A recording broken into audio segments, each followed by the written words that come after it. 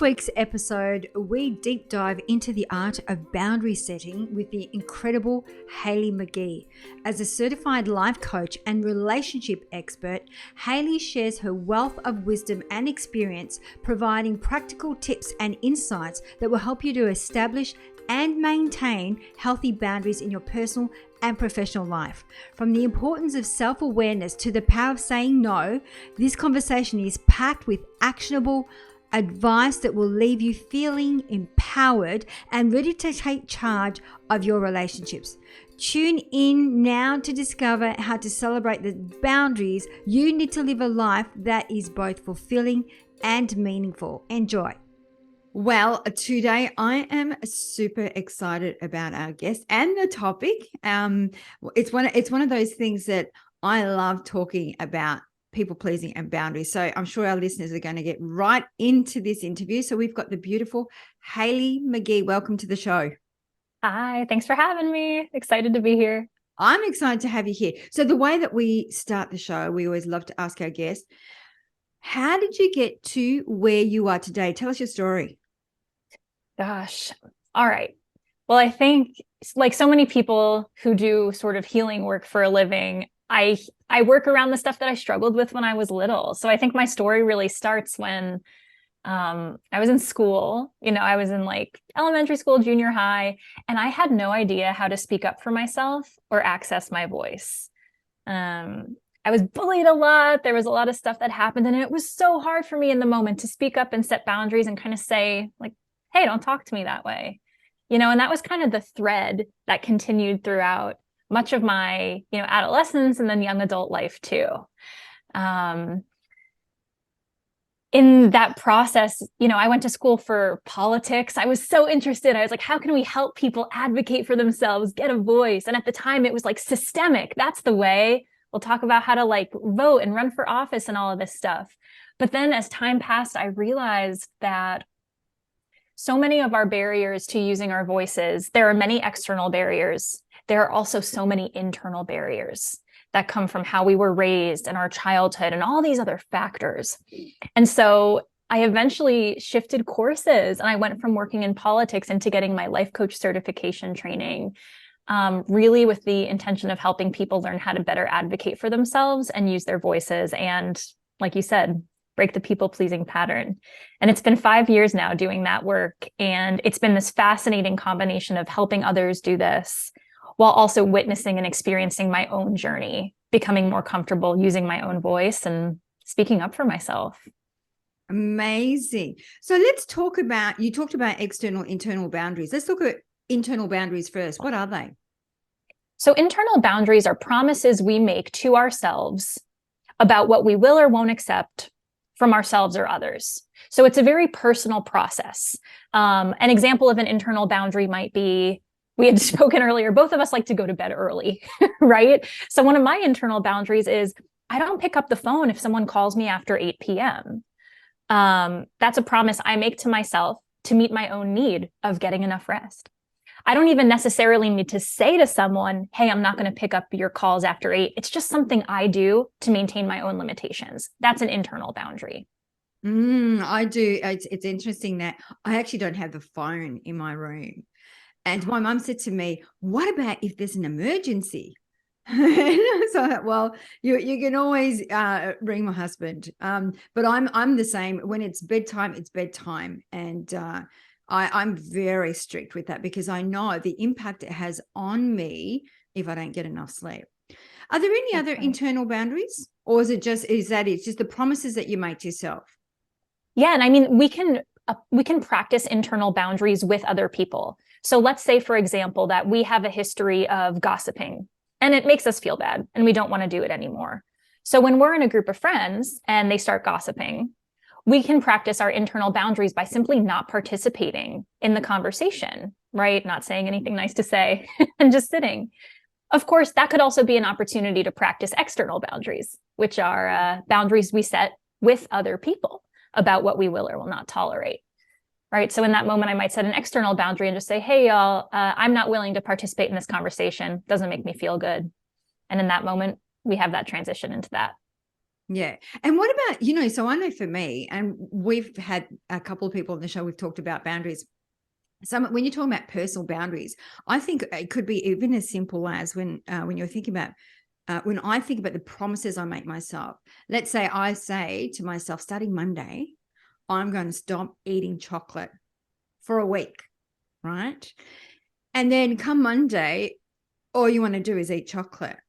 And so what does it do to the individual when they set themselves promises, let's say, or boundaries, which I love the fact that you use them as promises, and they keep breaking them to themselves? How do Yeah. you get yourself, because I hear people say it all the time, including myself, I'm going to start exercising. These are like, I set myself, but I don't fulfill with them. I don't fulfill the task at hand. So what Right. can take place when we keep, not honoring those boundaries? Yeah. I completely connect with that too. Like, I know for me, I struggle to honor my internal boundaries around social media. It's such an addictive thing. Like all these things we're talking about so often they really draw us in some way. So I think what happens when we trespass our own internal boundaries is that we slowly begin to erode our sense of self-efficacy, or simply like we don't trust ourselves anymore. We break promises the same way if someone else in your life breaks promises to you on a regular basis, you stop trusting them. And I think with time, the same thing can happen to ourselves. And so from there, we kind of have to ask ourselves, how can I begin rebuilding trust with myself? And maybe the initial goal of exercising every day, maybe that's not the best place to start because it's so big. So we can ask ourselves, what are smaller ways we can begin to regain self-trust? Even if for me, maybe it's saying, all right, well, I won't pick up my phone for the first 30 minutes in the morning when I wake up, and I'll journal instead. Small steps can help us rebuild that.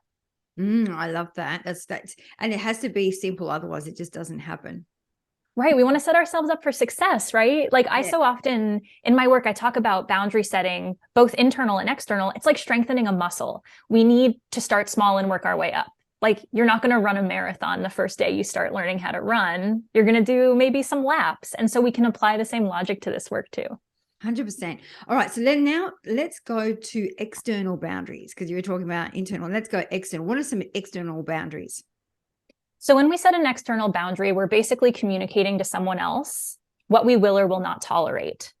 And I really like to distinguish between requests and boundaries because the two get really overlapped. And so a request is when we ask someone to change their behavior to meet our needs. So let's say, Catherine, you and I are yelling at each other, which I don't think would happen. I could make a request and say, hey, Catherine, could you lower your voice when you speak to me? Right. So that's a request. I'm asking you to change. By the time we set a boundary, I need to make clear what I will or will not tolerate. So I might say to you, hey, Catherine, I can't continue to speak with you when you raise your voice at me. And then I would enforce the boundary by hanging up the call or staying silent or something like that. So it's an interesting distinction, right? It's small, but it actually makes a huge difference. Yeah. So I'm looking at requesting is I'm asking you to stop speaking to me that way. And then setting a boundary is I won't tolerate. So you're not asking them, you're saying, so I look at the energy, the energy when you're making a request, you're asking them. So the energy sits with the other person. Whereas when you're creating the boundary, it's saying, you're actually saying, I won't tolerate this anymore. So it's a self, yeah? 100% yes. Requests are about other people changing. Boundaries are about us basically like removing ourselves from situations when they're not meeting our needs or when they're actively harmful to us. So yeah, requests are about others, boundaries are about us. Okay. And are there any other external boundaries apart from ourselves? Are there any other boundaries? Because I know for me, boundaries, the way that I look at it, it could be with environments as well. It could be with people. It could be in even like love and relationships, what I will and will not. And that's hard. It's hard because it depends on how close you are to the individual. Because I don't know about you, but I have these little ripples of guilt that bubble up if I set boundaries. Yeah. Oh, yeah. Oh, those ripples. Yeah. So talk through about maybe some other external boundaries and how do we conquer these little ripples of guilt that pop up? Yeah. Okay. Great questions. For me, they're like tidal waves sometimes. But I think so external boundaries, I mean, boundaries are present in every area of our lives. Another way of thinking about boundaries, and this comes almost from a more therapeutic context, is like boundaries are where we end and another person begins. And that logic can apply to work, love, faith, environments in which we exist, our communities, our neighborhoods, all of our relationships. Like we always need to have a sense of where we reach our limit and our ceiling. And that's where our boundaries happen. And I think, like you said, especially in our more intimate relationships or relationship in which there's a longer history, setting boundaries can be hard because so often we're like shifting the patterns that have been at play for a long time. And that can create a lot of guilt. So maybe, for example, like we have a spouse and every day for the last 5 years, our spouse has come home from work and just spends like 2 hours complaining about how hard their day was. Maybe we reach a certain point where we realize we've reached our capacity and that's too much for us now. So we set a boundary with our spouse saying, hey, honey, I love you. And it's really hard for me to hear you complain about this every day for so long. So I'm not going to be available for that for quite as long anymore. We can know that we have the right to that boundary, like cognitively, but emotionally, of course. I always say, like, of course we feel guilt. We're changing a pattern. And in my experience, and we can talk more about this, but in my experience, the goal is not to try to make the guilt go away, because that doesn't always work and it sets us up for failure because guilt is a very natural reaction. Rather, the question is, how can I develop guilt resiliency? So the capacity to sit with the guilt without acting on it. I love that. I love that. Because, it's interesting. Everyone goes through this. When you first start a relationship, you think the sun shines out of their crown chakra, that they can do nothing wrong, and you'll put up with stuff, right?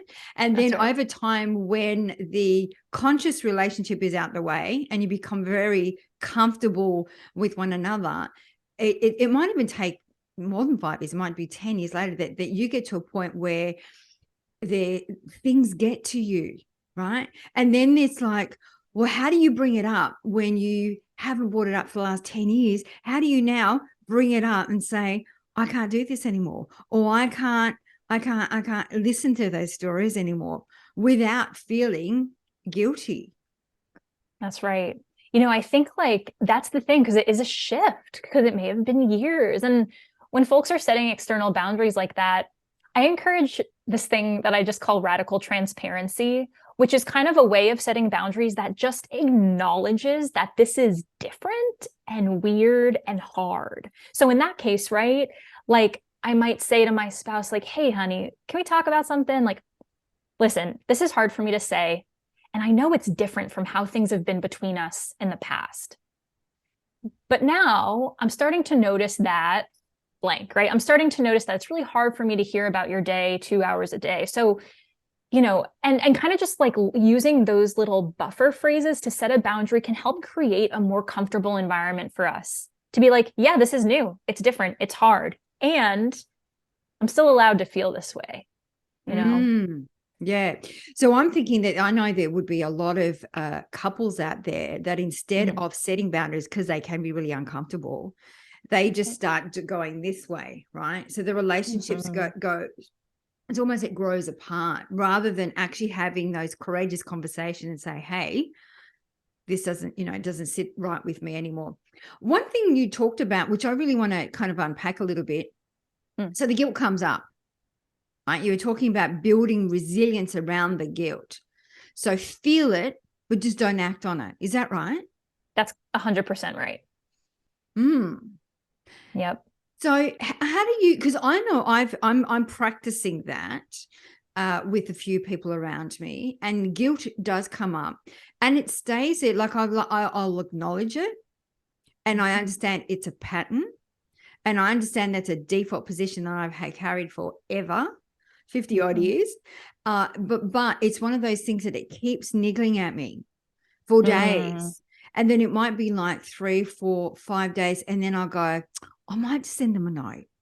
I might just, so then I'm just kind of like, the boundary that I was very strong at keeping for days, I then loosen my boundaries. This is so totally right. This is such a normal and natural reaction because the guilt is so uncomfortable. And so I think in those cases, there are a bunch of kind of like tools and practices, so to speak, that can help people kind of like retain their commitment, you know, and also ease the guilt. So like, I'd love to share some with you. Want to hear some? I would love that. Okay, cool. So like there are a couple, I'll spitball a couple of them at you, and we cover these in my workshops extensively. But like one really helpful tool for managing guilt and building guilt resiliency is thinking a little bit about the future. You can ask yourself, right? Like, okay, you know, I set a boundary and it's hard. What will my future look like? Think long term. So like 1 month from now, 6 months from now, 5 years from now, how will my life continue to look differently as a result of setting that boundary? And then you counter that with, what if I hadn't set the boundary? Or what if I renege on my boundary and take it back because I feel so guilty? What if it were never there at all? And then you imagine the future through that lens, 1 month, 1 year, 5 years. You really give yourself the opportunity to get out of your instant gratification mind and look at the big picture. Why is this boundary so important to hold? Because those two versions of your life that you map out side by side often look very different from one another, and you end up wanting the one where you set the boundary. Yeah. I've just had a flashback. I've done that. I've done one with big decisions. Yeah. Big, I'm talking about massive decisions. I always go, and even with this relationship, my husband and I've been in for quite some time now. I remember, because I was a single mother for such a long time, 11 years, to actually have someone come into my life was really scary. And even the thought of him moving into my home was really scary. But I did that. I actually went, if I don't take the risk or the opportunity or take a chance on it, this is where my life will be. And I did that. I did 12 months, 2 years, 5 years. And then if I did take, what would be the worst thing? So I did give myself 2 different pathways to actually map out what my life would like, or my timelines would look like, before I said yes. So you just took me That's back so to, cool. and that's probably about 14, 15 years ago now. And what's so cool, and I don't know if you experienced this in that moment, but I think it's such a great exercise when we're feeling very reactive to a certain emotion. Because in that moment, all we want to do is feel better. Like in that moment, 4 days later, when you're like, oh, maybe I'll send a note. You just want that guilt to go away. So this helps us retain commitment. I love it. Here's a second one for you that is a real reframe that I love. So typically, when we set a boundary that's hard and we feel guilt, all that's running through our mind is, how did this boundary hurt them? How did this boundary upset them? How might this boundary ruin our relationship, right? It's very negative. It can be really fascinating to flip the script and say, well, what are some hidden ways that me setting this boundary might actually benefit this person, them, in the short or long term, or our relationship in the short or long term? And typically there are some unexpected, unconsidered benefits. At minimum, a benefit is that they received your honesty and they were no longer secretly on the receiving end of all your resentment because they were doing a thing you didn't like, or because they weren't mind reading your needs. But then also, like, sometimes it's powerful to give a person feedback about their actions. Sometimes they grow from that. When we set a boundary and we stop enabling people, sometimes we give them the opportunity to develop independence and autonomy. So typically there are some hidden benefits we can find that make it better too. Oh, 100%. And they're probably not even aware of it. If it's an unconscious behavior, they won't know until we give them the feedback. Yep. Yeah. And like, also, intimacy requires boundaries. Like, you can't form like a super committed, intimate, and transparent relationship with a person without the ability to tell them how you feel and what you need. And so really, boundaries might suck in the short term, but in the long term, they're kind of the only pathway to true intimacy, in my opinion. Like, I really think we need them. I totally agree with you. And even though I've had to, and circumstance sometimes forces you to stand strong and create or form boundaries. And as uncomfortable as it is, I always say to myself, there's growth in being comfortable with being uncomfortable, because that's how we grow. And so I've learned how to do that, but guilt does come up. And it's really interesting, because one day someone said to me, why are you feeling guilty? You haven't done anything wrong. Like, why are you feeling guilty? I'm like, yeah, I know. It's kind of weird. Like, it's more that I'm feeling guilty because I'm doing something for me. I'm feeling guilty because I said yes to me and no to them. And it just goes back to, maybe that probably links into people pleasing. 100%. Right? Because especially if we're accustomed to playing this role of like the go with the flow, or the always yes, or the I'll help you out, by setting a boundary, we're not just like taking one action in a moment in time. We're also kind of like fundamentally shifting our identity. We're saying, actually, I'm someone who also values myself and prioritizes myself. And that can feel so foreign, so foreign. Yeah. But then I even look at people pleasing. There's that's just me, because I'm a recovering people pleaser. And I think there's a lot of underlying drivers that makes you do that, whether it's you want to be approved, you want to be validated, you want to be accepted, you want to be loved, you want to belong, you want to connect. What are your thoughts? What are some of those drivers that make us do that? Yes, 100%. Oh my God. I've just been talking about this recently. So I think the first thing to acknowledge, I think there's a difference between acknowledging where a behavior comes from in the past and acknowledging how we're acting on it in the present. So in the past, a lot of us developed people pleasing from things ranging from like feeling unseen as a child, experiencing childhood neglect or unsafety or trauma or abuse, not having caregivers who could mirror our emotional experience, or even experiencing systemic oppression as a way to survive, right? So you learn to be extra accommodating and kind so that you're safe. So these are all examples of the origins of people pleasing. In the present day, people pleasing tends to be like an outdated coping mechanism. We learned it in the past to stay safe, but now we're adults and we have agency. And so, but we're still people pleasing because we still think we have to. And so in the present moment, people pleasing is often motivated by things like loss aversion, like I don't want to lose you. Compulsion, like I'm people pleasing because I don't know how not to people please. Like I literally never learned how. Transactionality, like I'm giving you this so that you give me something back, whether that's the feeling of being seen or literally like money or something. Like, so all of these little subtle factors are totally what motivates people pleasing in the present day. So how do you, because I think it's I always talk about try practice being conscious as often as you can so that you can catch out when you're feeling guilty or catch out when people pleasing, bubbles up for you. So what do you do? What are your tricks to conquer people pleasing? Do you actually build the resilience muscle to people pleasing like you do with guilt, or is that something you just stop it in its tracks? In my experience, it's totally a muscle building practice. I wish I had like a magic bullet, but I don't think that exists. Like I think just like anything else, we have to practice, and it's a two-way street. On the one hand, we have to practice in our relationships with other people. So setting the boundary, having resiliency with guilt, speaking our truth, whatever. But there's also the second fork in the road, the second path, which is about enhancing our relationship with ourselves. Because at its core, like people pleasing is really like a disconnected relationship with the self.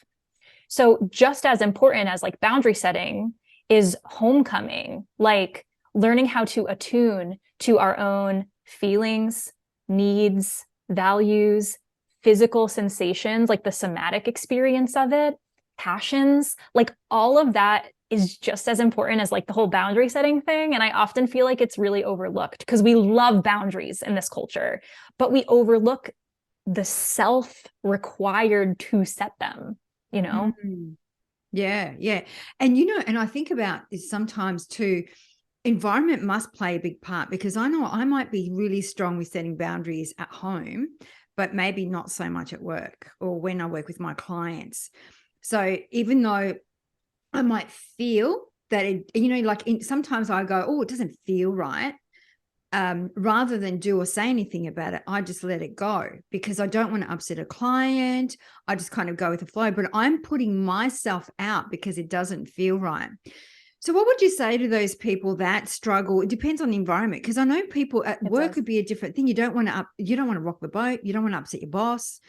You know, so how do we build that muscle? And does it matter what environment we're in? Yeah. Well, first, I just want to normalize this. So I can't tell you how many clients I've worked with in the past who maybe like you, like were great at home or struggled in the workplace, or vice versa. Like were total, like fearless, confident, strong in the workplace. But then when they got home with a lover or partner, it was kind of like they reverted to that, like, I'm afraid you're going to abandon me. I'll say or do anything to keep you here, people pleasing state.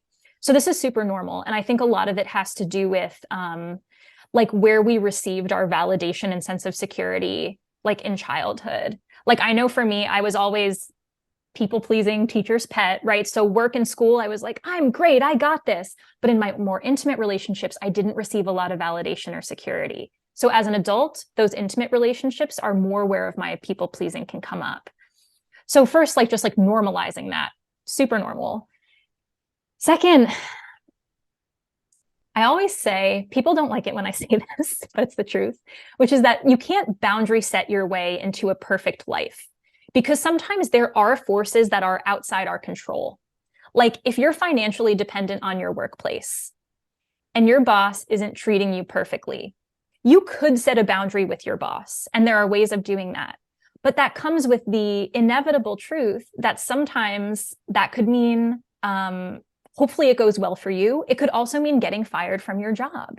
And so especially if you're in a position of less privilege, you make the conscious choice to set boundaries less often as a way of preserving your safety, your security. And we have to talk about that because it still is a choice. Like,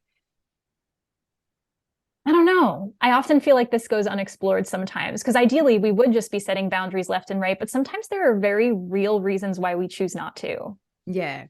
I have to say there's been in my time, you know, if I look back even say 25 years ago, I know that there was people that had said things to me that I allowed.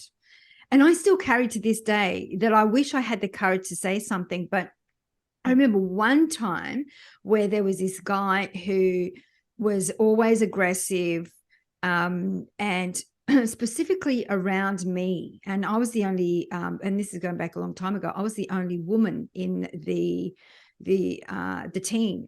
So he was used to dealing with men. He was very old school, didn't want to deal with women, you know, that kind of, it was cultural as well. And the way that he used to talk to me, one day I turned around and I just said, who do you think you are speaking to? I know, right? Oh my God. I have no idea, but it was like, it was so rude. And it was just like, I wasn't going to take it anymore. And he stopped in his tracks and looked at me and said, what do you mean? And I said, put yourself in my shoes. How would you interpret what you just said to me? And he said, I am so sorry. And then from that day on, he treated me with such respect to this day. Right? If we bump into each other. But if it wasn't for me saying what I said, he would have continued.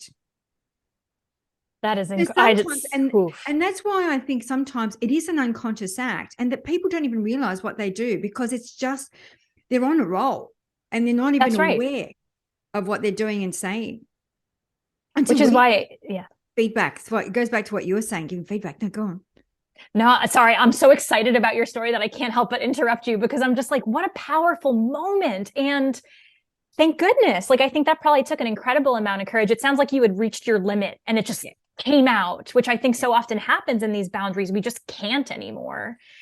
And sometimes it leads to these incredible fundamental shifts. And we're the change maker then. Like, if it weren't for you saying that, who knows how long this person would have continued to be less than ideal. You know? I know. And I think this is important for all of us to practice small steps around boundaries, because I've seen people, like you said, they get to a point when they just blow up and then it's too late, you know, that because they've never said it, but they've put up with it. And when they do blow up, the other person goes, what? Like, Yep. What did I say? But it's because we've allowed it to take place for such a long time that all of a sudden, when we've got enough is enough, it's, people, they take offense to it, of course, right? So I think it's important for us to give that feedback as often we can, rather than wait and blow up to the point where we then sever those relationships. What are your thoughts around that? That's totally it. Like we either blow up in the moment, or I think what's even in my experience, even more common for me is I'll just leave. I'll ghost. I'm out of there. And this is really a huge part of boundary setting. Like boundaries can enable us to actually sustain our relationships through periods of tumult, because I will never forget, there was a time maybe like 4 years ago or so where I found myself in two separate friendships, and it was with folks who seemed to always talk at me. They never asked me a question. They never got curious about me and my experience. And I tolerated it for a while, thinking, oh, well, eventually they'll change, but they didn't. And I realized I could either ghost, which I was really considering. I had done it before, I would do it again, or I could actually just take the risk and bring it up and see what happened. And for the first time ever, like in the past, I would have just left those relationships behind. But with both of these friends on separate occasions, I sat them down and my heart was racing in my chest. I was so nervous. And I just said, hey, recently I've been feeling like most of our conversations revolve around you and your experiences. I love hearing them, but I'm starting to feel kind of unseen. So could you make more of an effort to ask about me? Right? Something like that. It wasn't as succinct, but I'll never forget both of these friends looked at me in shock, and they were like, Hailey, they were like, oh my God, this whole time I've been over here thinking that you didn't share things with me because you didn't want to be vulnerable with me. I always felt like you were holding yourself at arm's length. So I was feeling disconnected also. So I'm so glad to hear you want to share more. Yes, I would love to ask you more questions. So it's kind of like, thank God I said something, because these two friendships, I would have just let them go. And like, sometimes it really is just, we're not knowing what the other person needs. It's not that we know it and we neglect it. It's that we don't know. And thank God we tell them. Yeah, exactly. And it's important to tell them, because I was actually saying this to a friend. We're in a situation, and then they always, after we leave these friends, they're always in my ear, and I'll say, why don't you say something? Oh no, it doesn't bother me. I said, well, it does bother you, obviously, because if it didn't bother you, you wouldn't be gossiping about it, right? And she was saying to me, well, there's no point me setting boundaries because it doesn't really affect me that much. I said, we teach others how to treat us if we don't set boundaries. And if you don't set boundaries with this person, they will continue to treat you this way. That's 100% right. Yeah. And the thing is, I know, and probably over the last couple of years, I've set boundaries. And for me, it's interesting how people react when I've made these boundaries. I will no longer tolerate this, just because I will no longer participate in these conversations, and I will no longer participate in these kind of events that make me feel like shit. I'm not going to do it anymore. And the moment you do that, it's amazing. People react. People go off the dial, and want nothing to do with you. Or not talk to you for a month, and then maybe they'll call you back. So I guess we have to also consider that when we start creating boundaries, people might get upset. Completely. I think many of them, people will get super upset with you because you're no longer fulfilling that role that you've fulfilled for them for years or even decades. This is one of the things where and I think this is actually what holds us back from setting boundaries a lot, is fear of grief.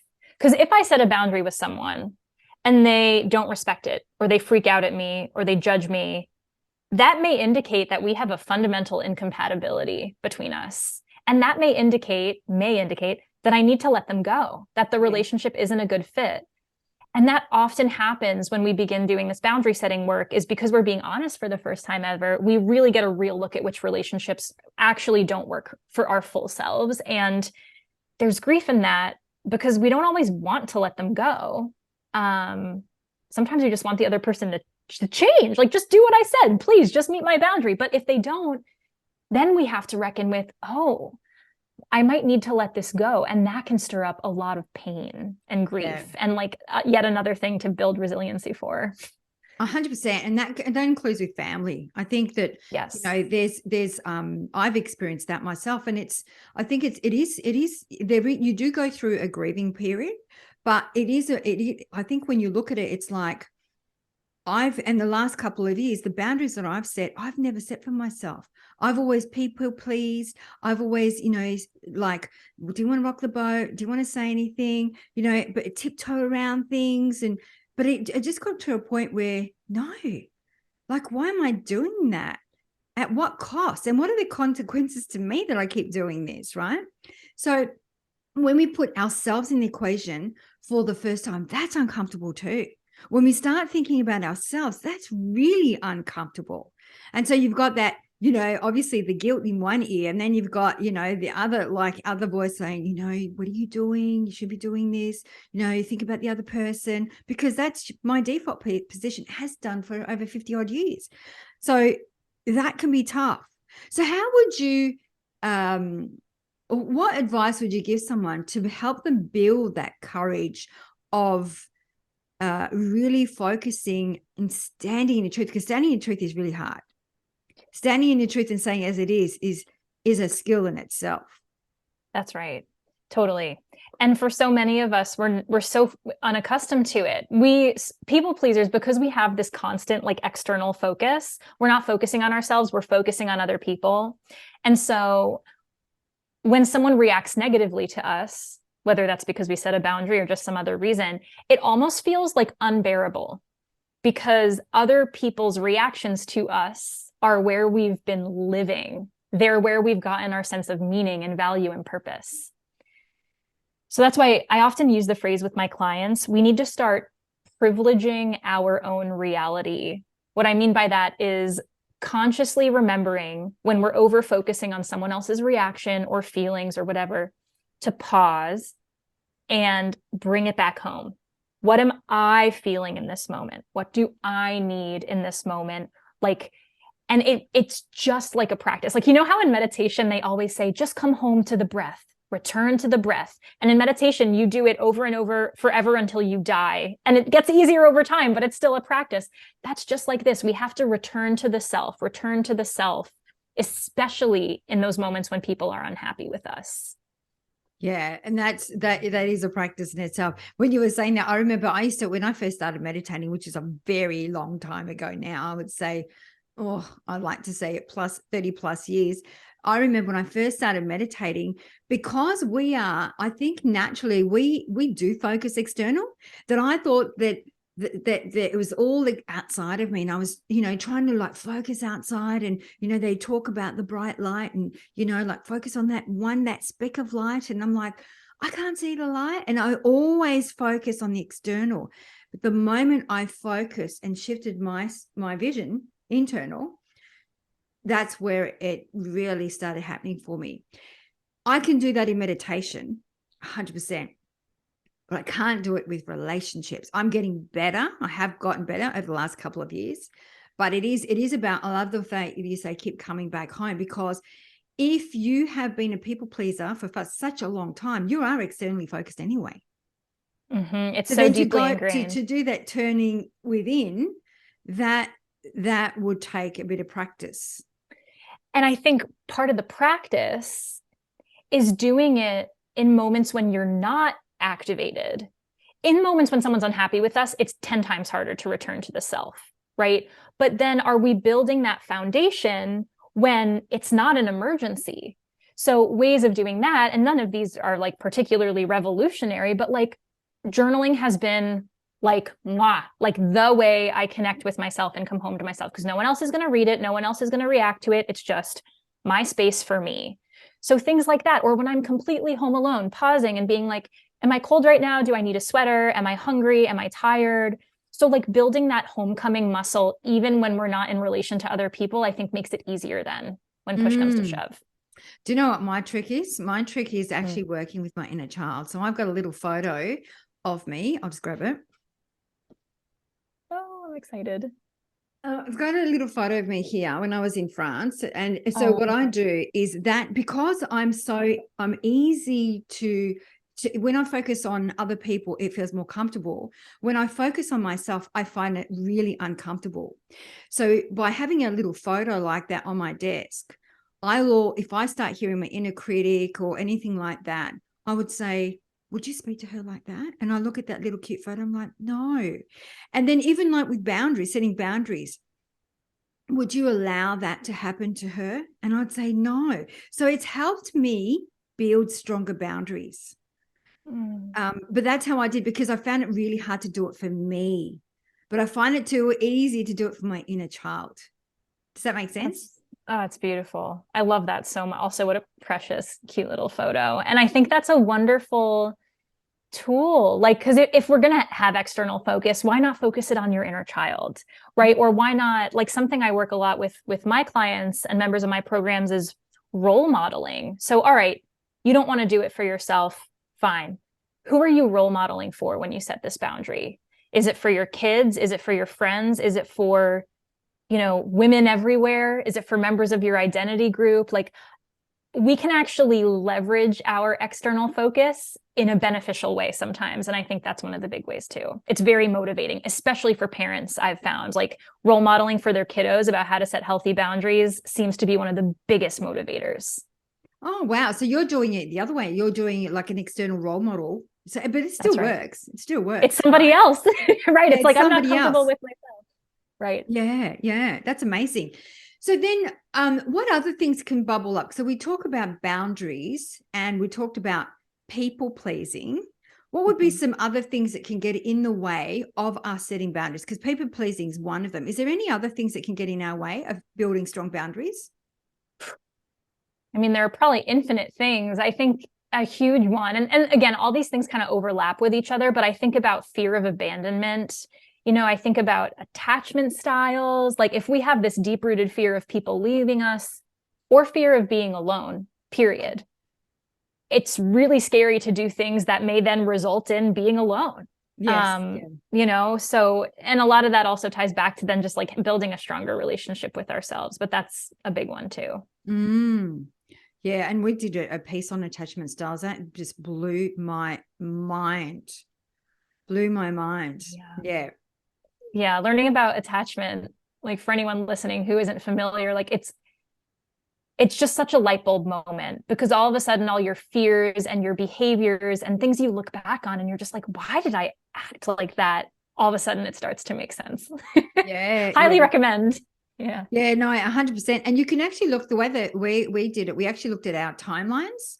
So we had a look at what kind of upbringing did you have I'm avoidant. So I'm because I've always been, we moved around a lot. I was born in France. My parents worked really hard. So I was a lot of the times alone. And so I built this persona that I can take care of myself. I don't even allow people to help me. I drive my husband crazy. He's like, you never let me help you. And it's, but he's anxious style. So you can see that. So two very different. And I think that just from the conversations I've had over the time, that you can see that quite often an avoidance will attract an anxious style because they kind of like, and we learn from each other. But I think that the thing that's been a big aha moment, it's like when it comes up, you're like, oh, that's just that persona playing out right now. It's not who I am. That's exactly right. Who I've become, because obviously to help keep myself safe. Yeah. And it's pretty wild how, like, those things that come up, like, oh, this is just my attachment style. It also is very contextual. So, like, the relationships that we are currently in can affect how potent our attachment wounding feels. Like, I remember I'm more on the anxious side, and in relationships that I've had with an avoidant partner, I remember just always feeling so unsteady and unstable. And it can work, of course, between those polarities. But then I remember dating a secure partner, and I was shocked how rarely I felt anxious, because I was kind of getting fed that consistent attention and care and safety. And so I remember in the book Attached, which is like the foundational text on this, they say, like, I think they say your attachment style is stable but plastic. So it is movable depending on context. Yeah, 100%. I think I probably moved a lot into secure initially, and then I've gone into avoidance where I'm one of those people. I always say, I'm going in my man cave. I need my space. I'll work it out, and then I can talk about it.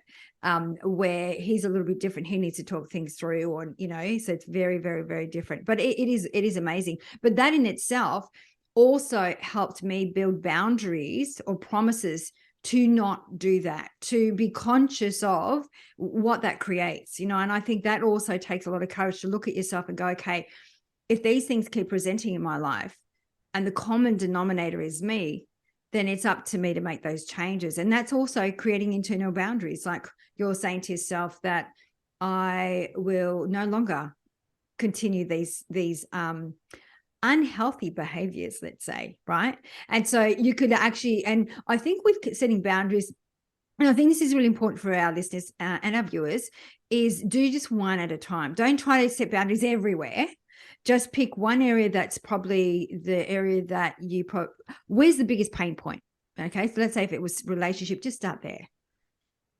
How would you recommend for individuals to start with their boundaries? Is that the similar thing, like looking at your pain points, or what do you do? Yeah, great question. I love the pain point idea. I think for me, I often think about like a ladder. So the most intense boundary you could imagine setting might be the top of the ladder, but you might not start there because it's so intense and it's going to totally shock your nervous system. So then I encourage my clients to like work their way down through the ladder. So like, okay, what's a less intense boundary? What's a less intense boundary than that? Until you get all the way to the bottom of the ladder. And like, I mean, seriously, like sometimes the first rung of a ladder boundary might look like telling your spouse you'd rather go to restaurant A over restaurant B, right? It might sound so simple, but just starting small and you're working your way up, just like so many things in life. Oh, that's really good. So can you give us some more examples? So that's a really good one, actually, because that is a small step. What would be then the next step from that? So let's say if you start as simple as, I want to go to that restaurant instead of that restaurant, what would be the next step? So maybe the next one would be, saying, oh, honey, you go ahead and go out with your friends. I'm going to stay home. So maybe like protecting our alone time, or saying, oh, God, no, it's okay. You watch a movie. I'm going to go read in bed. I'm an introvert, as you can tell from my examples. So I'm like, how to be alone more. But it could also be like, really saying to your partner, hey, I'd really prefer wouldn't it be great if you came out with me and my friends this weekend? You never come out with us. Like small things like this, right? Yeah. Also like division of labor in the household is such a thing, like setting boundaries around we talk about this all the time in my programs because it can be so hard to talk about boundary setting when you live with someone and you are doing more than your fair share of the household labor. Like how do you effectively, you can make requests, right? Hey, could you please do the dishes more? Hey, could you help with the laundry? Hey, could you such and such? But what if they don't do it? Then what? And then maybe we get into boundary setting, which is very awkward, but you might say, hey, so I cooked the dinner, so I'm not going to do the dishes tonight. That's a boundary. And maybe that means you have to sit for a few days while the dishes are in the sink and they start to smell a little funky, right? Like these are kind of these really like difficult, but too common examples of where boundaries need to happen. 100%. And you could even make it fun too. You could even speak with your partner if you wanted to start there in a relationship, that talk about boundaries. Do you have any boundaries, or both of you set a boundary where you can support each other? I mean, is that something that you would do? Like what kind of boundaries? Yeah. Yeah, I really love that. Just like opening the conversation, because both people have boundaries. The only question, are we talking about them? Are we sharing them? Or are we just kind of ruminating on them in our own minds alone? So I love that idea of just like opening a talk. Like, here's one of mine. What's one of yours? Yeah, I remember I did that with my husband years ago. It was what I did was it's called an emotional bank account, and basically what you do is you write down your deposits and your withdrawals, right? And so I said, let's do this together. And so I created these like a Google Doc as it looked like a bank account, and we had two columns, deposit and withdrawal. And so all the things that I wrote down as deposits were things like taking the rubbish out, taking shirts to the dry cleaners, cooking dinner, all of these things that I thought were deposits. And then the withdrawals were things I was doing a lot of traveling. I wasn't spending enough time with him, all that. So I wrote down, and I said, let's do this for a week. And then on Friday, after a week, let's get together with a glass of wine. Let's look at our emotional bank account. And everything I had on there as a deposit was not a deposit. So it was such a great exercise to actually do with my partner, because the things that were deposits for him was like going to the movies, going out to dinner, investing time with him. Like, it was just very, very different. So highly recommend for our listeners and viewers, if you want to, we might add that to the show notes. It's a great exercise, because then you can start setting boundaries around those things, right? The things for making promises that you're not going to do that. I know for me, the boundary for me was to say no more to others so that I could invest more time with my husband. And that was pretty hard as well to do that, because I'm the yes person. So you can make it fun. Are there any other ways that we can make boundaries setting fun?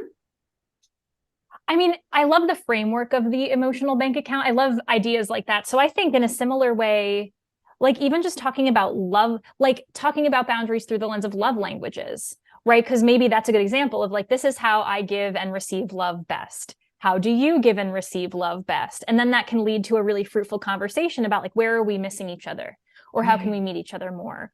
Or just like other frameworks like introversion, extroversion. Like as an introvert, I have benefited immensely from like setting boundaries around my social involvement so I can have more time to myself. Yeah. Gosh, that's the cool thing about boundaries. It can be overlaid on like any other framework for just such a juicy conversation. 100%, 100%. I love that. And it's so true. I'm a big introvert too, so I'm right there with you. Rock on.